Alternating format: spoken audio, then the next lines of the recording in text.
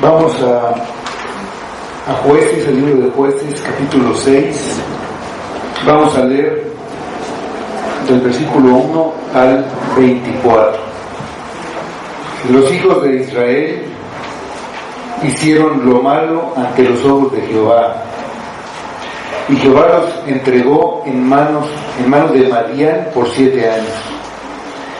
Y la mano de Madián prevaleció contra Israel. Y los hijos de Israel, por causa de los madianitas, se hicieron cuevas en los montes, y cavernas, y lugares fortificados. Pues sucedía que cuando Israel había sembrado, subían los madianitas y amalecitas y los hijos del oriente contra ellos. Subían y los atacaban, y acampando contra ellos destruían los frutos de la tierra hasta llegar a Gaza. Y no dejaban que comer en Israel, ni ovejas, ni bueyes, ni asnos, porque subían ellos y sus ganados, y venían con sus tiendas en grande multitud como langostas. Ellos y sus camellos eran innumerables, así venían a la tierra para devastarla. De este modo empobrecía Israel en gran manera por causa de Madián. Y los hijos de Israel clamaron a Jehová. Y cuando los hijos de Israel clamaron a Jehová a causa de los madianitas, Jehová envió a los hijos de Israel un varón profeta, el cual les dijo: así ha dicho Jehová, Dios de Israel: yo os hice salir de Egipto y os saqué de la casa de servidumbre. Os libré de mano de los egipcios y de mano de todos los que os afligieron, a los cuales eché de delante de vosotros, y os di su tierra. Y yo os dije: yo soy Jehová vuestro Dios. No temáis a los dioses de los amorreos, en cuya tierra habitáis, pero no habéis obedecido mi voz.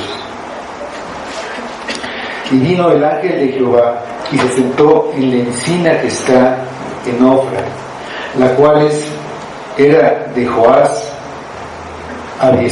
Abiezerita, y su hijo Gedeón estaba sacudiendo el trigo en el lagar para esconderlo de los madianitas. Y el ángel de Jehová se le apareció y le dijo: Jehová está contigo, varón esforzado y valiente.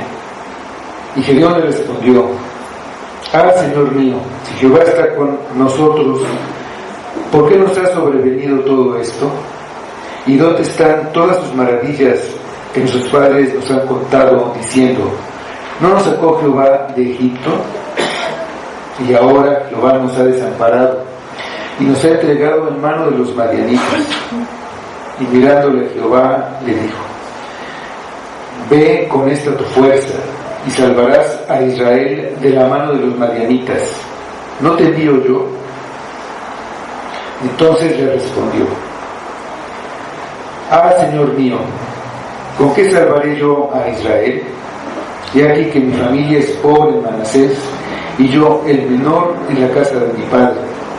Jehová le dijo: ciertamente yo estaré contigo, y derrotarás a los madianitas como a un solo hombre. Y él respondió: yo te ruego que si he hallado gracia delante de ti, me des señal de que tú has hablado conmigo. Te ruego que no te vayas de aquí hasta que vuelva a ti y saque mi ofrenda y la ponga delante de ti. Y él respondió: yo esperaré hasta que vuelvas. Y entrando Gedeón, preparó un cabrito y panes sin levadura de una efa de harina, y puso la carne en un canastillo y el caldo en una olla, y sacándolo se lo presentó debajo de aquella encina. Entonces el ángel de Dios le dijo: toma la carne y los panes sin levadura y ponlos sobre esta peña y vierte el caldo. Y él lo hizo así. Y extendiendo el ángel de Jehová el báculo que tenía en su mano, tocó con la punta la carne y los panes sin levadura, y subió fuego de la peña, el cual consumió la carne y los panes sin levadura. Y el ángel de Jehová desapareció de su vista. Viendo entonces Gedeón que era el ángel de Jehová, dijo: Ah, Señor Jehová, que he visto al ángel de Jehová cara a cara. Pero Jehová le dijo: Paz a ti, no tengas temor, no morirás. Y edificó allí Gedeón altar a Jehová, y lo llamó Jehová Salom, el cual permanece hasta hoy en Ofra de los Abiseritas. Vamos ahora. Señor, te damos muchas gracias por la palabra que tenemos, porque a través de ella podemos conocer a Cristo y te podemos conocer a ti, porque a través de ella nos hablas, nos instruyes, nos guías, nos reprendes, nos redarguyes, nos exhortas, hablas a nuestro corazón, a nuestra mente, y así nos convences de la necesidad que tenemos de Cristo. Te pedimos que tú uses tu palabra con poder, que la uses para cambiarnos, para cambiar nuestra mente, nuestro pensamiento, para que traiga arrepentimiento y tú traigas salvación. Y pedimos esto por Cristo y que todo sea para tu gloria. Amén.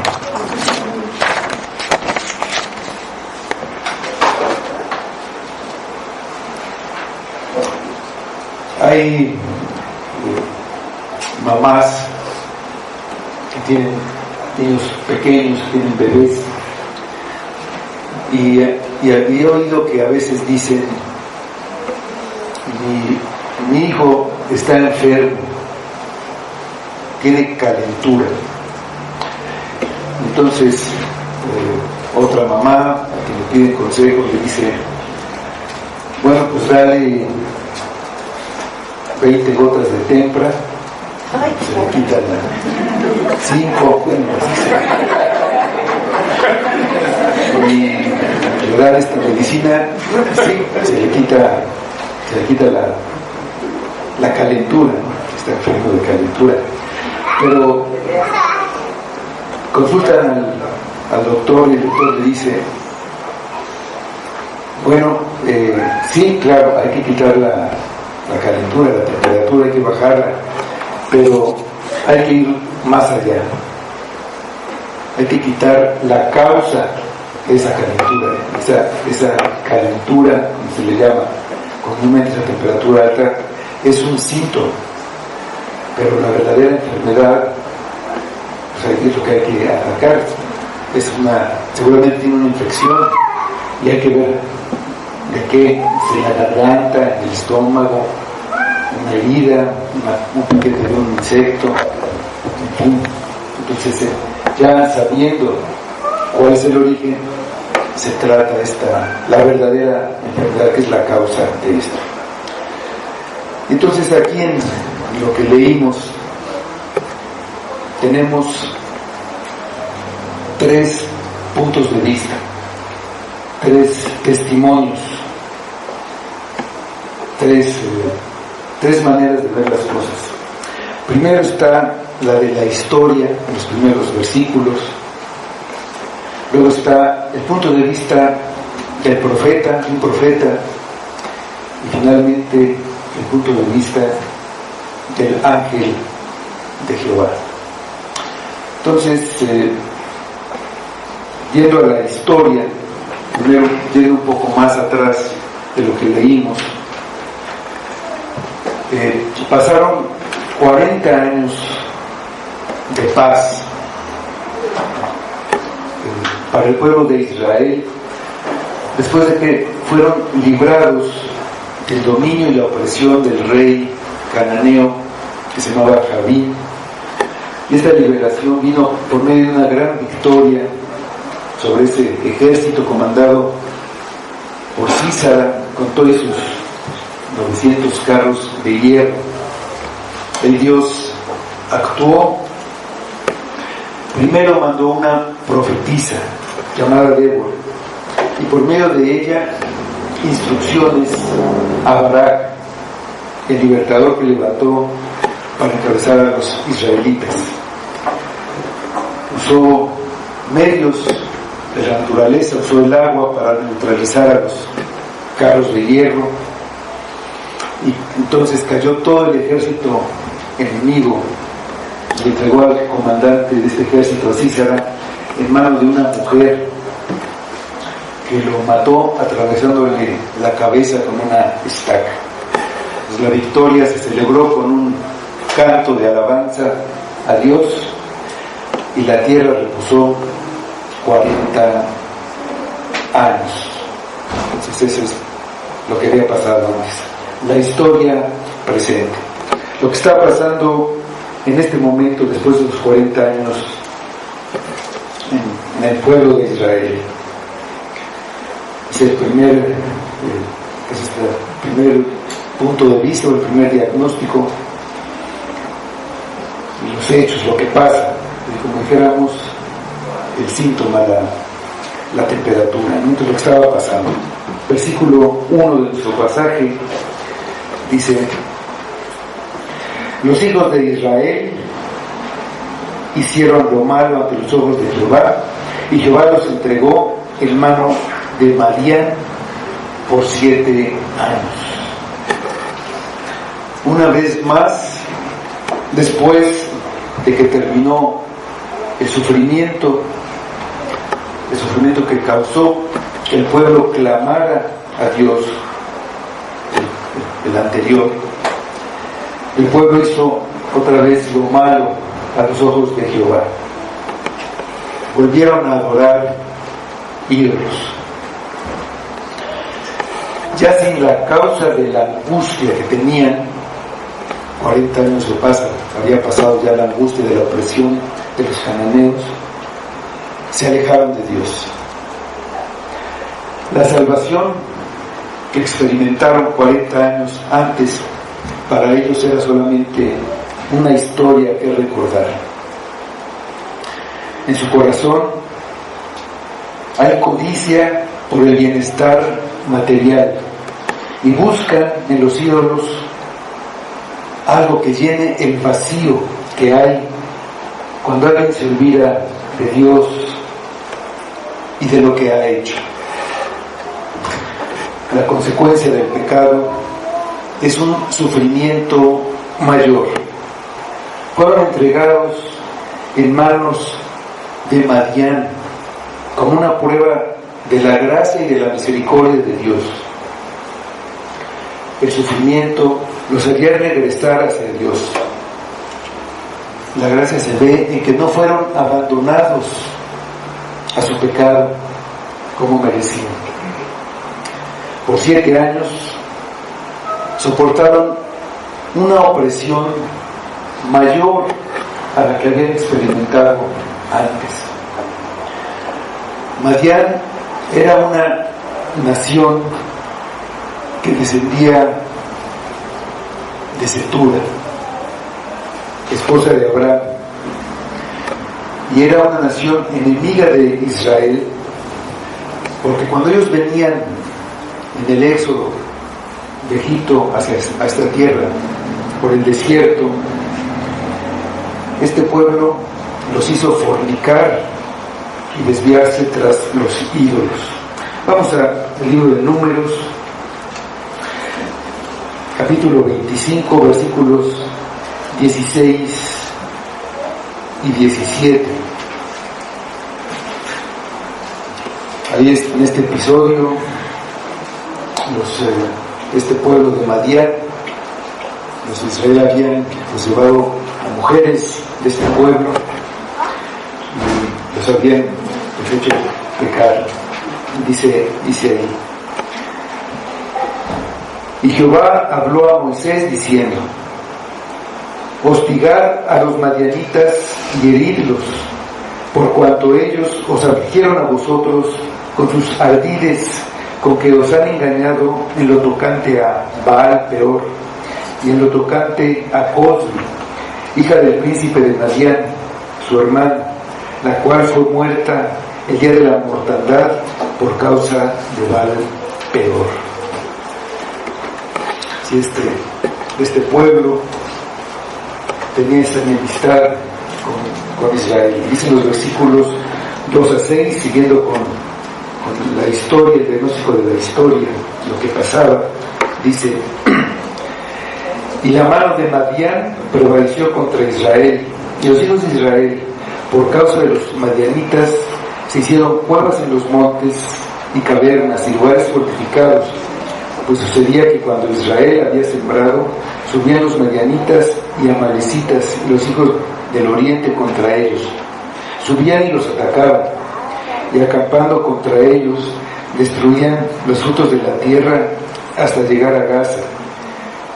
No dejaban que comer en Israel, ni ovejas, ni bueyes, ni asnos, porque subían ellos y sus ganados, y venían con sus tiendas en grande multitud, como langostas. Ellos y sus camellos eran innumerables. Así venían a la tierra para devastarla. De este modo empobrecía a Israel en gran manera por causa de Madián, y los hijos de Israel clamaron a Jehová. Los madianitas se hicieron poderosos, se hicieron fuertes. Ellos eran una nación nómada, iban de un lugar a otro, vivían en el desierto. En la época en que hicieron pecar a Israel, estaban los dos en el mismo territorio, en Moab, pero ahora ellos se habían hecho muy poderosos y vinieron al territorio de Israel y lo conquistaron, bueno, los dominaron.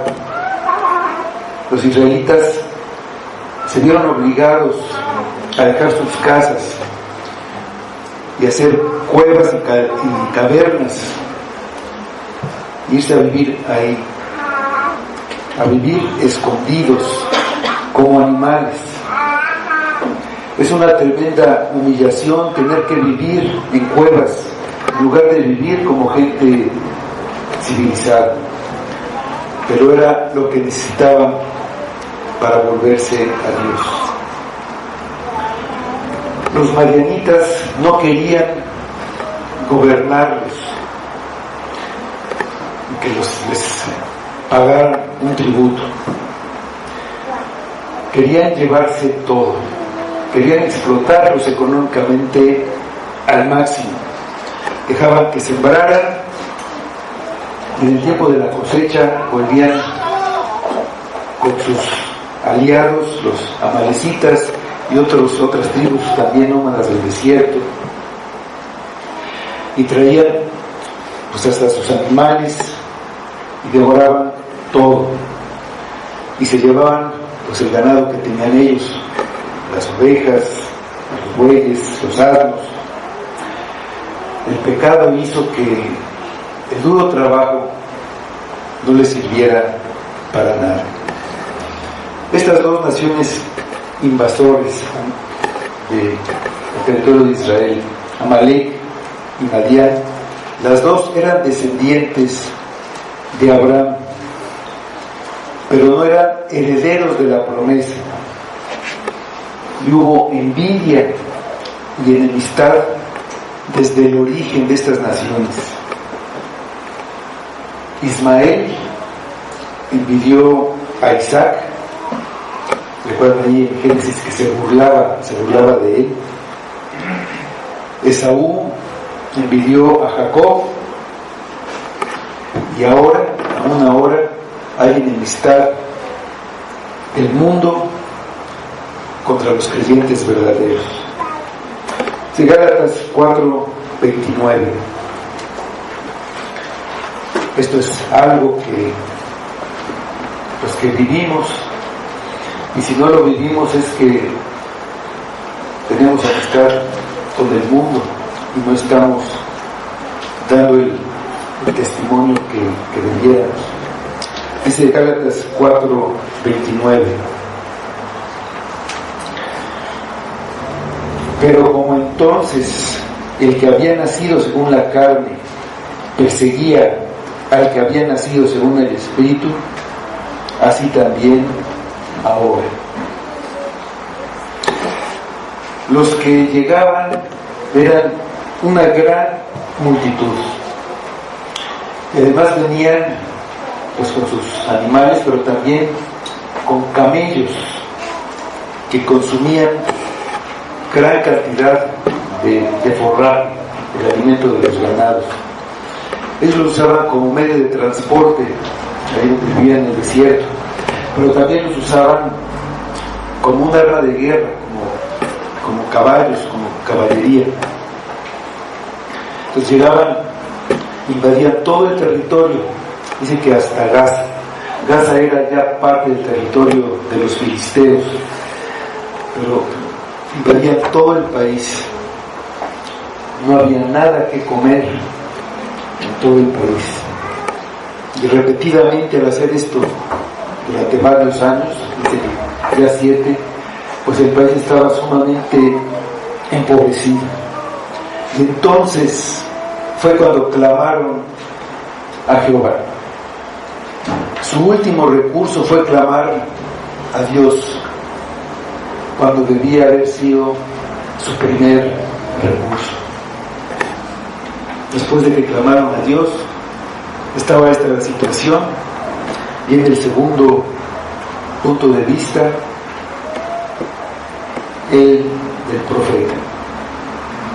Versículos 7 a 10.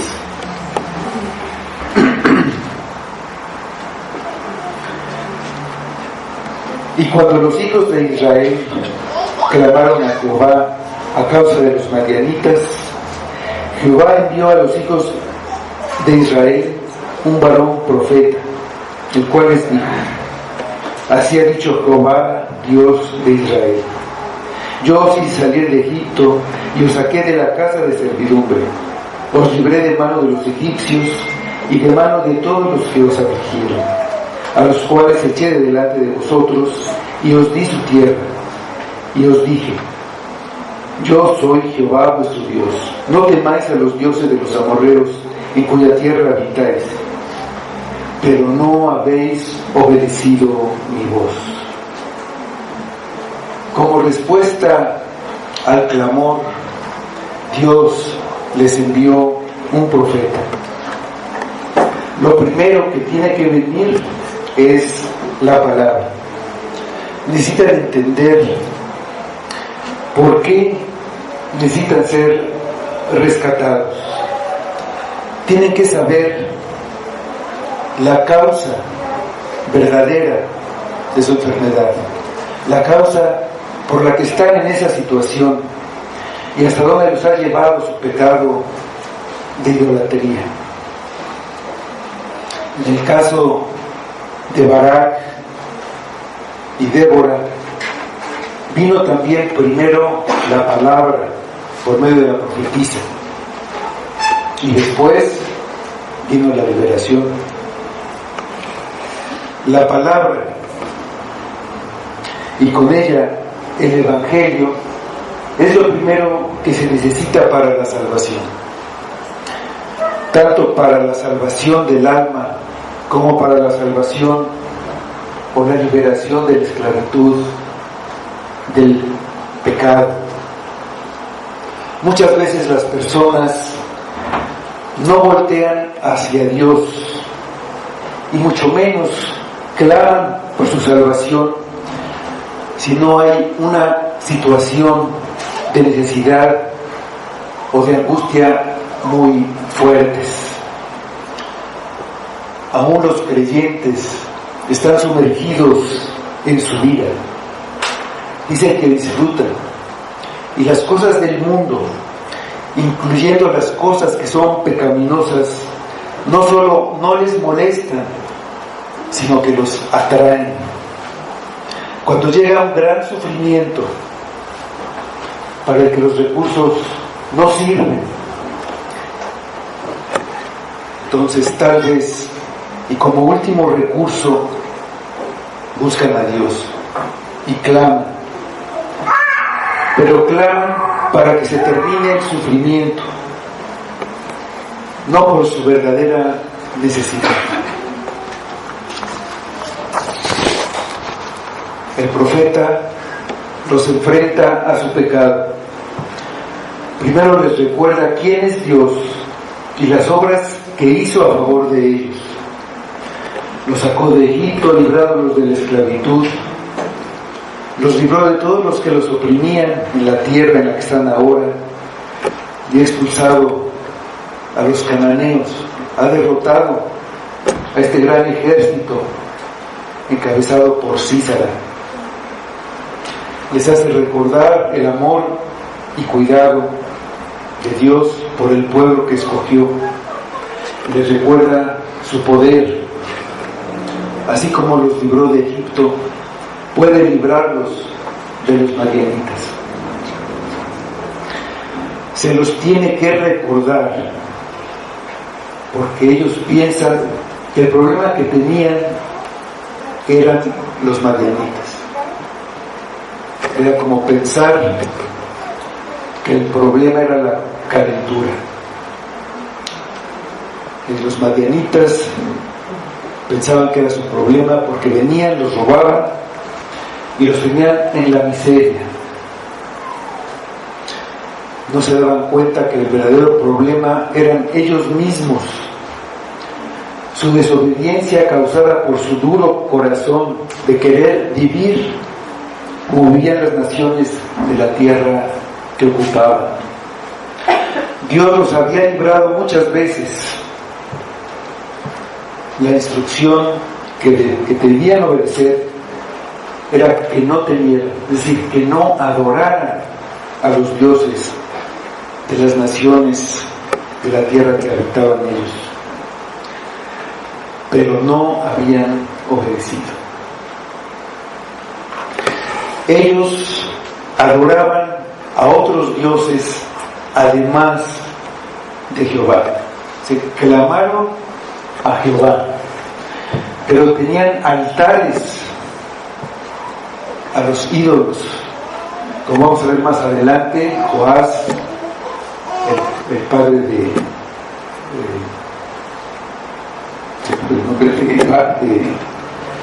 este libertador, tenía ídolos. De Gedeón tenía ídolos y clamaban a Jehová, pero tenían estos altares ahí. Los tenían a todos y acudían al que le era más conveniente. A los ídolos cananeos, para vivir como ellos querían,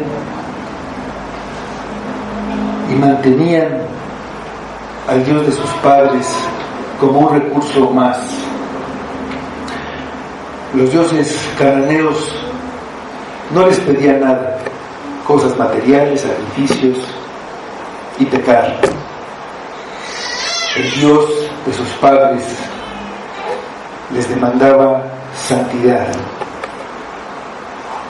Ellos no querían nada que ver con él.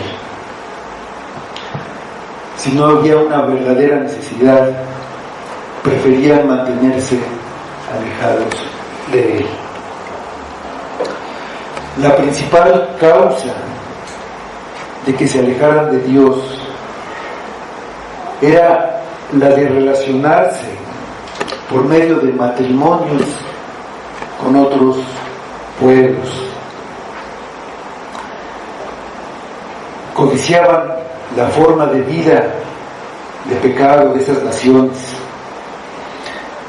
un estilo de vida pecaminoso en la que la sensualidad, los sentidos, gozar de la vida, disfrutar de las cosas materiales, ocupa la parte más importante, igual que ahora. Esa codicia por relacionarse y tener una relación con gente impía, con gente mundana, pues no puede llevar a otro lugar más que asimilarse a esa forma de vida. La palabra que trae el profeta trata de convencer al pueblo de su pecado, de demostrarles su culpabilidad para que se arrepientan verdaderamente. Su clamor, el clamor de los israelitas, no era un verdadero arrepentimiento. Ni siquiera significa que reconocían sus pecados. Para ellos es un recurso más, quizá el único que no han probado. La historia, después de la muerte de los libertadores Otoniel, Ahod y Barak, demuestra que su abatimiento era externo. El sufrimiento los hizo clamar, pero pasó el tiempo y volvieron al mismo pecado, una y otra vez. Su pesar no era de corazón. Esto demuestra que en realidad amaban su pecado y no lo querían dejar. Clamaban a Dios, pero no querían ser cambiados. No lo buscaban de corazón, lo buscaban por conveniencia, para dejar de sufrir. La palabra del profeta les prueba sin lugar a dudas que son culpables. Deben saberlo, deben reconocerlo antes de que se les envíe un juez libertador. Frecuentemente, cuando las consecuencias del pecado alcanzan a la persona y hay un fuerte sufrimiento en su vida, clama, pero lo que quiere es que el sufrimiento termine. No quiere que su corazón sea cambiado. Y si el sufrimiento pasa, regresan a su pecado. Cuando el Evangelio es creído, la persona queda convencida de su culpabilidad, lamenta su rebeldía y haber desobedecido, sabe que merece el infierno, que no puede salvarse a sí mismo y que necesita un poderoso Salvador.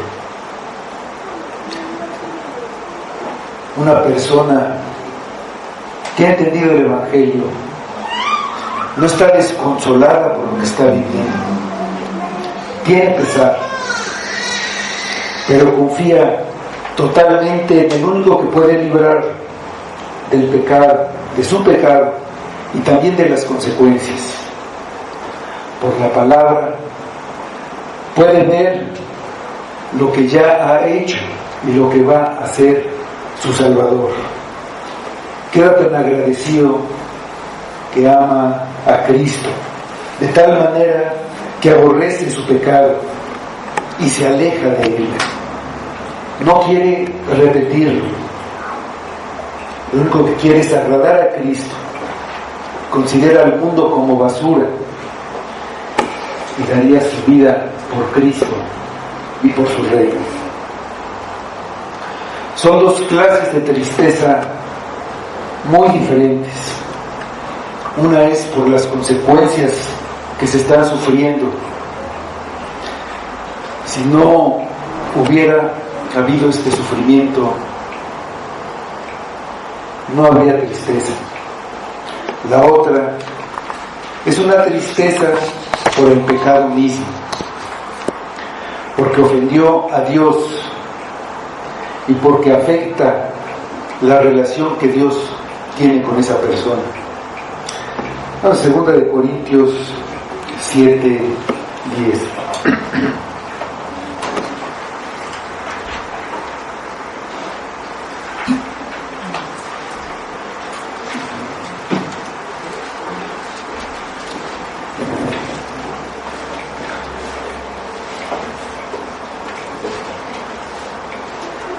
Segunda de Corintios 7:10.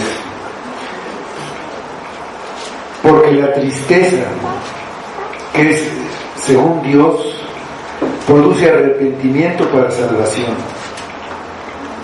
de que no hay que arrepentirse, pero la tristeza del mundo produce muerte.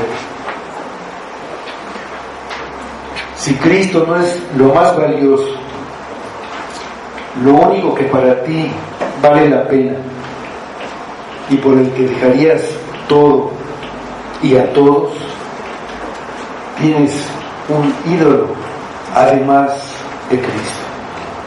Hay cosas que codicias y compiten con Cristo, y hay otros recursos a los que puedes acudir, de los que acudes porque crees que hay cosas que puedes obtener,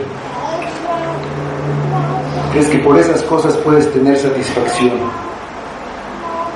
Si no hay aflicciones y dolor, terminarás yendo tras ellos y dejando a Cristo. Debes arrepentirte y clamar para que tu engañoso corazón sea cambiado. Después de esta exposición del profeta, de las causas por las cuales viene el sufrimiento, el tercer punto de vista, el ángel de Jehová.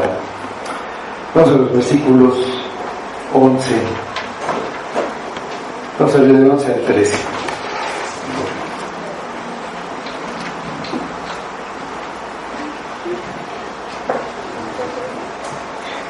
Y vino el ángel de Jehová y se sentó debajo de la encina que está en Ofra, la cual era de Joás Abieserita.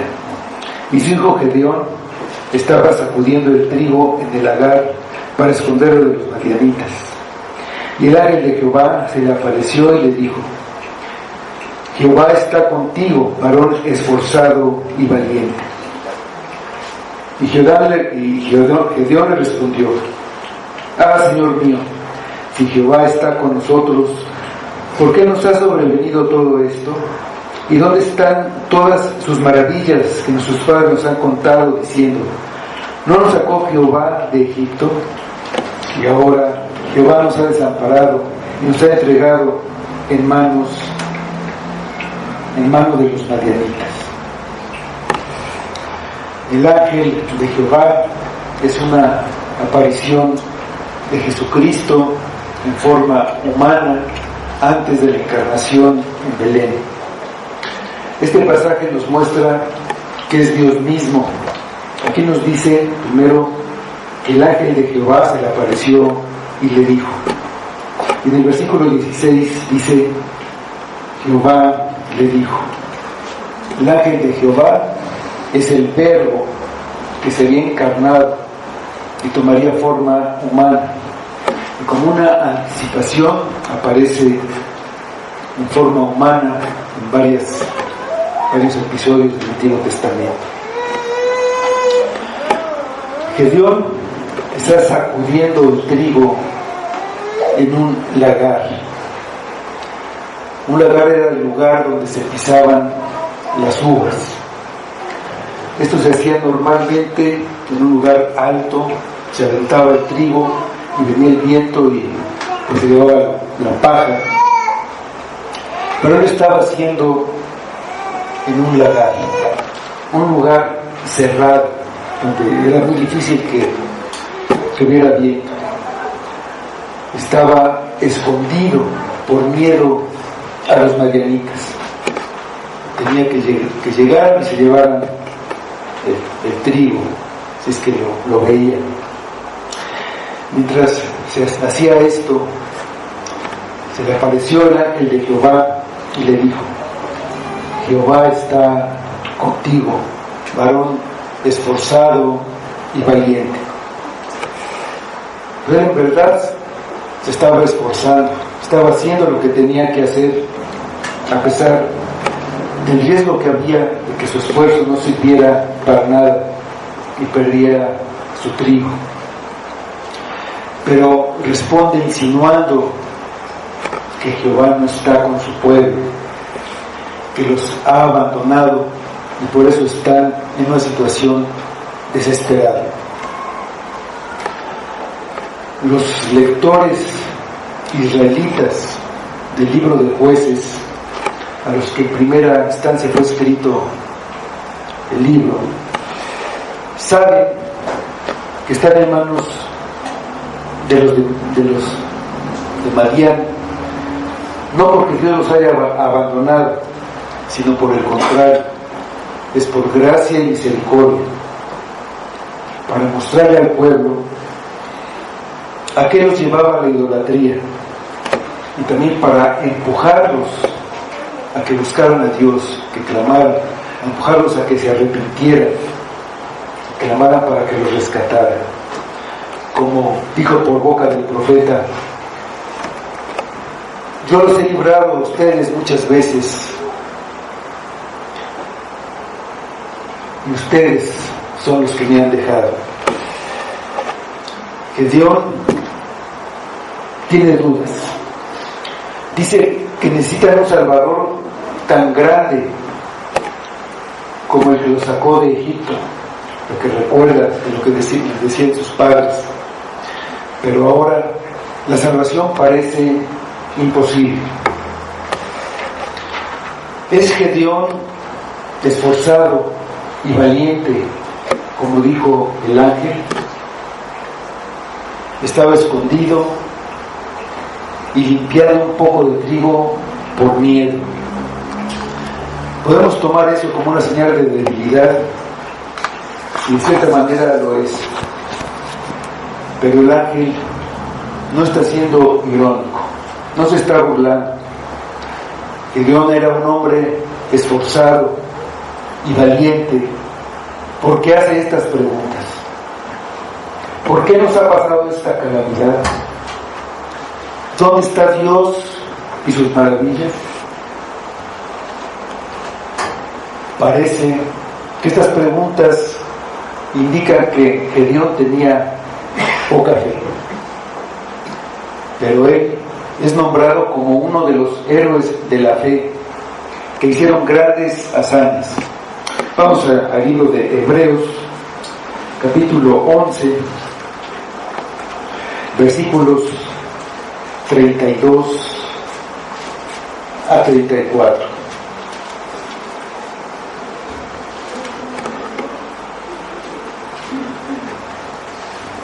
Dice aquí el autor de Hebreos: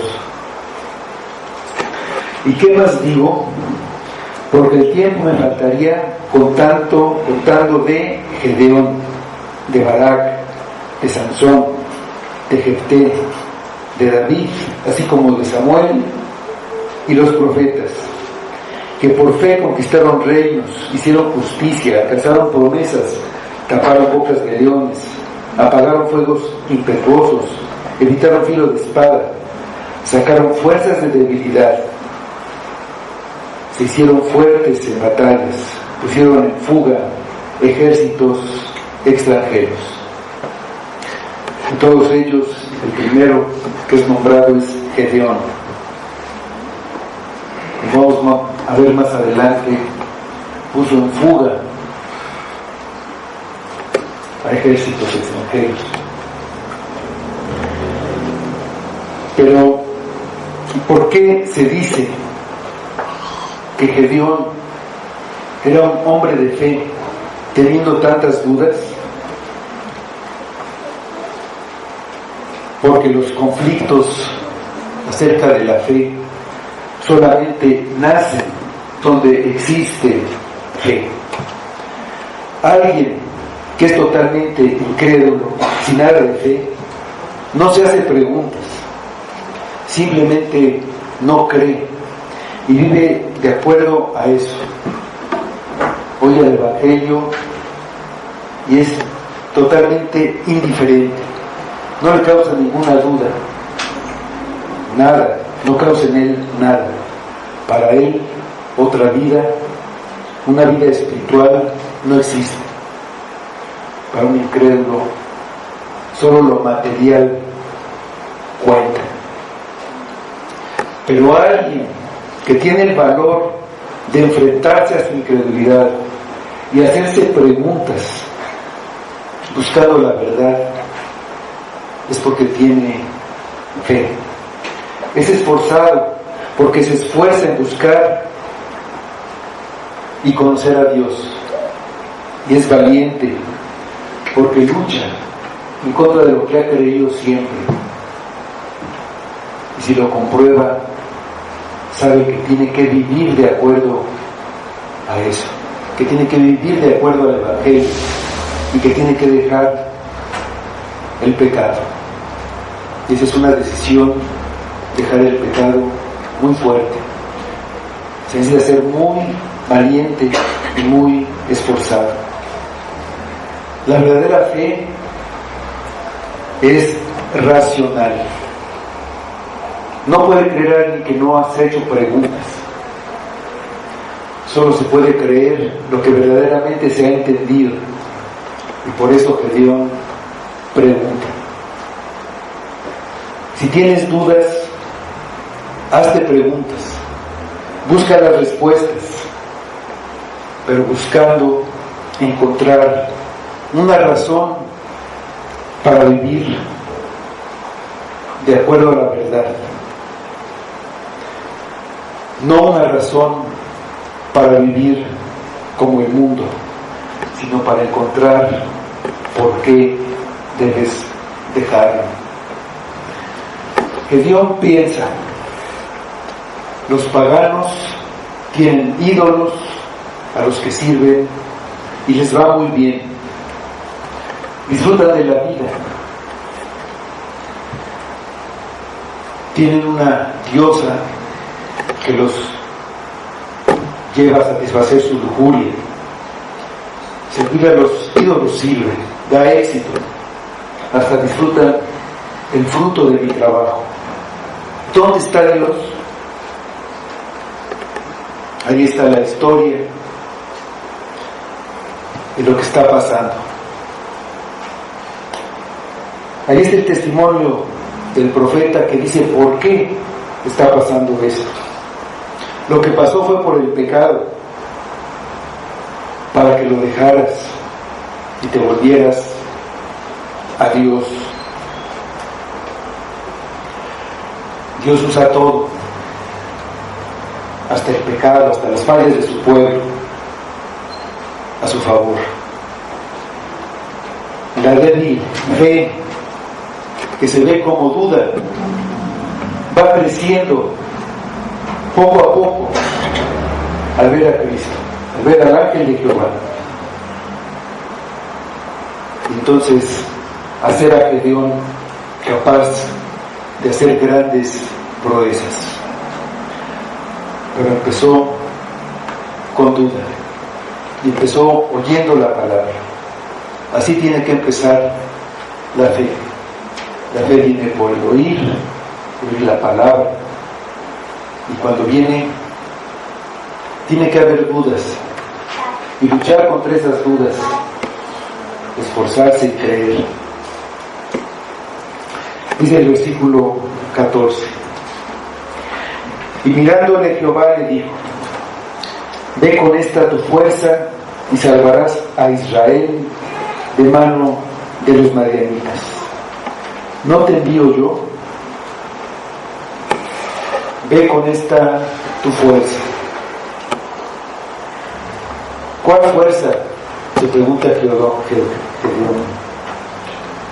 ¿Cuál fuerza? Estoy aquí escondido en un lagar limpiando un poco de trigo. Gedeón no veía su fuerza, pero su fuerza viene de aprender.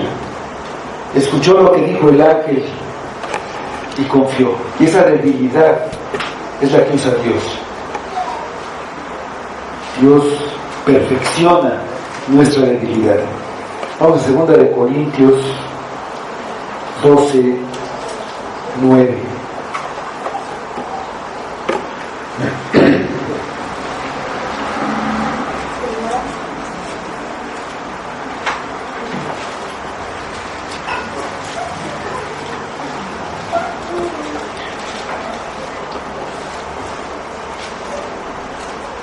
Y me ha dicho: bástate mi gracia, porque mi poder se perfecciona en la debilidad.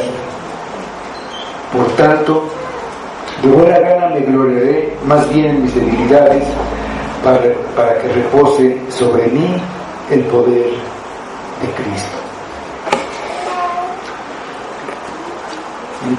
En el versículo 15, que Dios responde. Entonces le respondió: Señor mío, ¿con qué salvaré yo a Israel? He aquí que mi familia es pobre en Manasés, y yo el menor en la casa de mi padre. Se siente débil e incapaz. Cree lo que le dijo el ángel, pero todavía tiene dudas. Su respuesta recuerda la respuesta de Moisés cuando fue llamado a liberar al pueblo de Israel de Egipto. Él le preguntó: ¿quién soy yo? La respuesta fue: ve, porque yo estaré contigo. Aquí, en el versículo 16,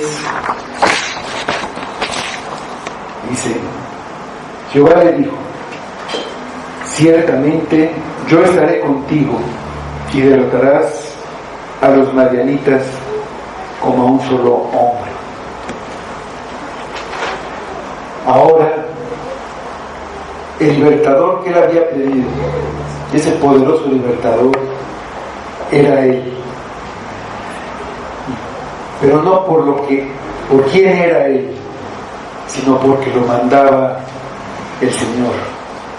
Y sobre todo, porque el Señor estaría con él. Moisés recibió esta seguridad, igual que Gedeón. Y también la tienen todos los creyentes. Vamos a Mateo 28:20.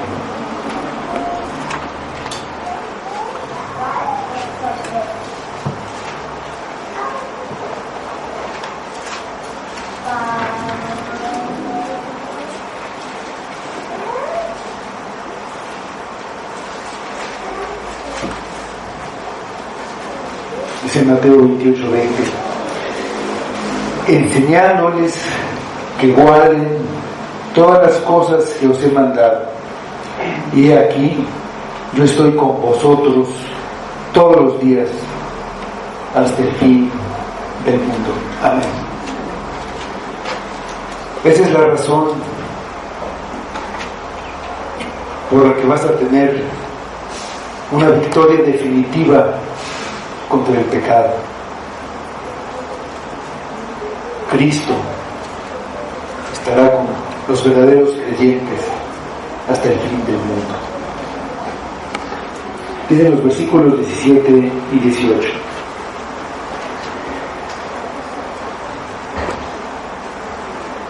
Y él respondió: yo te ruego que si he hallado gracia delante de ti, me des señal de que tú has hablado conmigo. Te ruego que no te vayas de aquí hasta que vuelva a ti y saque mi ofrenda y la ponga delante de ti.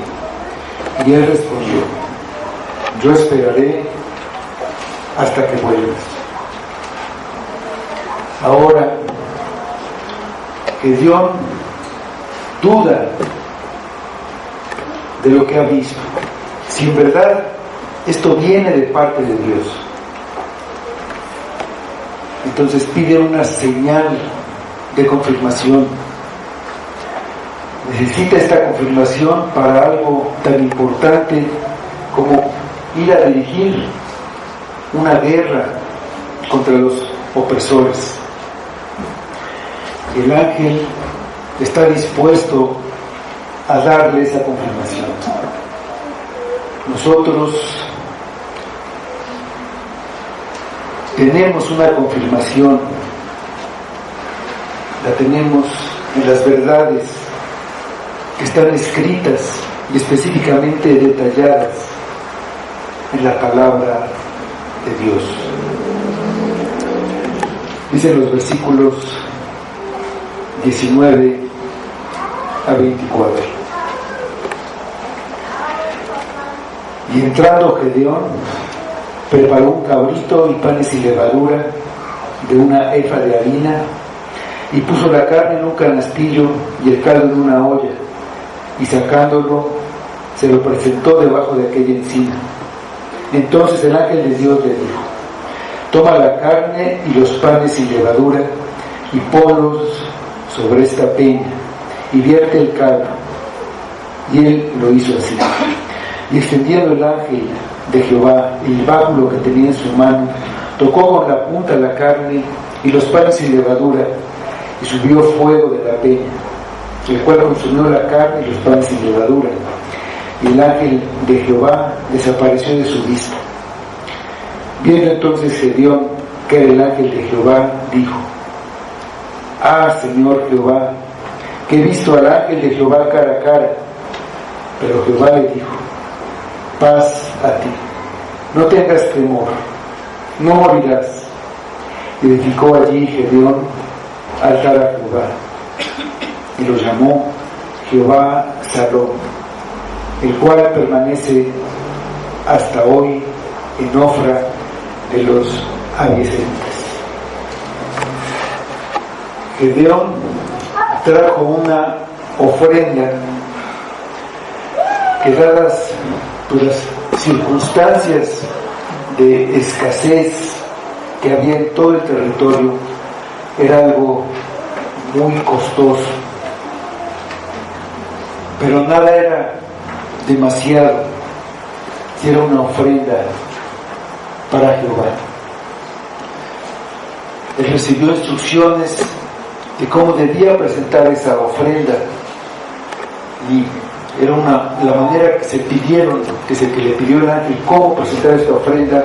Era una ofrenda a Dios, ponerla sobre una peña, un lugar alto, que a veces se usaba como un altar, que derramara, pusiera ahí los panes y la carne y derramara el caldo. Y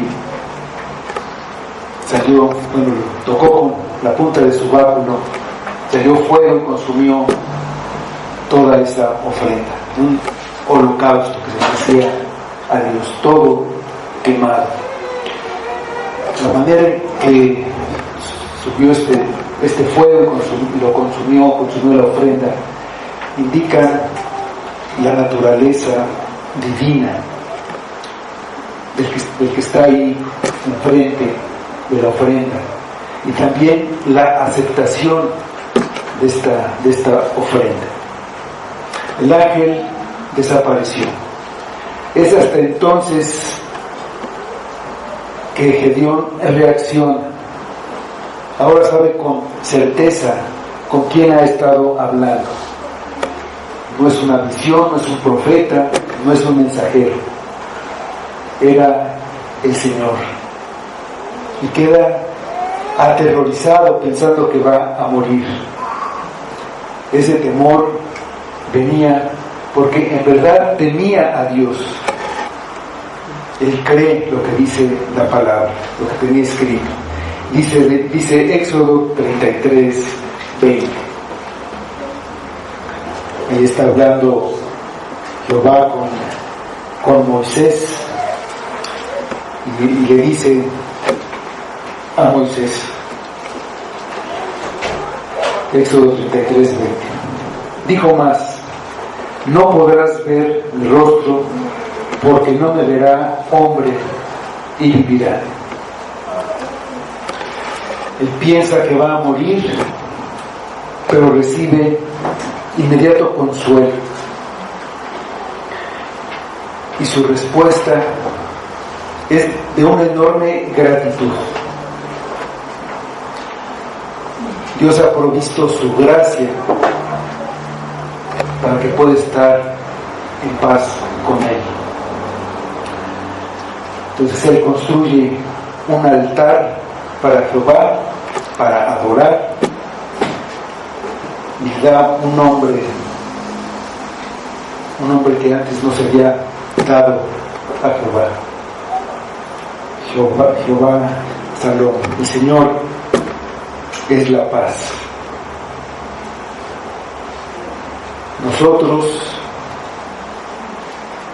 hemos visto a Cristo. Lo hemos visto cara a cara.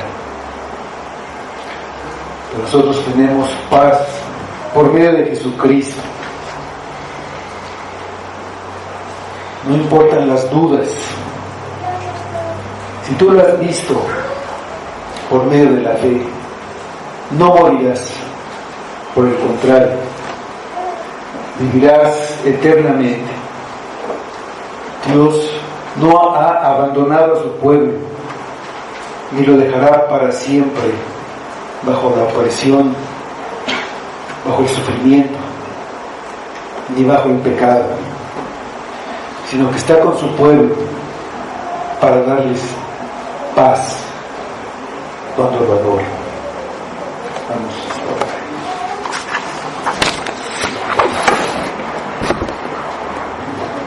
Señor, te damos muchas gracias por Cristo, nuestro Salvador poderoso, que a pesar de que hemos tenido sufrimientos, momentos difíciles, tú no nos has dejado. Si somos tu pueblo, no nos vas a dejar. Te damos gracias porque tenemos tu palabra que fue traída para salvación, y te damos gracias porque esa palabra nos ha hecho pensar. Quizá ha habido dudas, pensando si podemos confiar y creer en la palabra. Las dudas que han venido por estar caminando en el mundo, viendo cómo el mundo entero vive sin creer y parece que le va muy bien. Pero te damos gracias porque tú has traído el quebrantamiento que necesitamos para volvernos a ti. No queremos que simplemente se acabe el sufrimiento.